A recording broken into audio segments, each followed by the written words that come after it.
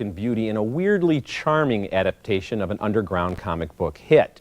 Birch plays the deadpan Enid, and Scarlett Johansson is her lifelong best friend Rebecca, who's so droll she's nearly sleepwalking. They cloak every moment, every breath in a veil of sarcasm-laced apathy. Even at their high school graduation ceremony, Enid and Rebecca go out of their way to show how much they don't care about anything or anybody. Oh, we have to get together this summer. Yeah. That'll definitely happen. Just for grins, the girls play a cruel practical joke on Seymour, a 40-ish social outcast played by Steve Buscemi. In many ways, though, Seymour's one of them, and he becomes friends with Enid.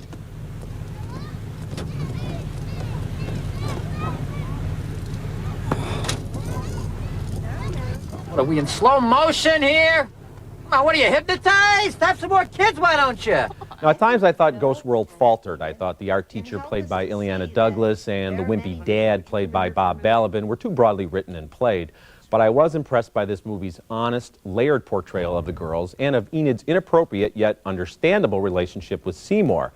We've seen a lot of films about smart social misfits, but Ghost World also shows that these kids can be as insecure and as naive and as immature as the cheerleaders and the student council presidents they love to mock. You know, I wanted to hug every moment of this movie. I really loved it. I thought that it was so on target in showing these particular characters and their recognizable types, and you realize that they have these big barriers of irony and sarcasm that they erect between themselves and the world, and yet at the same time they're smart and they're sweet and they're vulnerable and they care. And then to bring in the Buscemi character and his record collection, that moment where she pretends to almost drop his record and he just doesn't get the joke. You know, only 2 extant copies of that.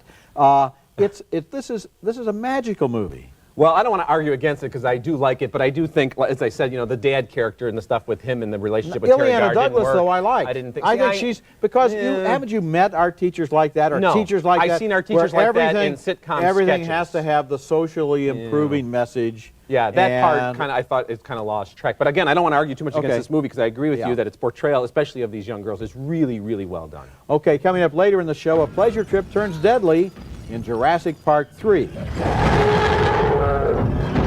And coming up next, John Cameron Mitchell turbocharges the rock musical Hedwig and the Angry Inch.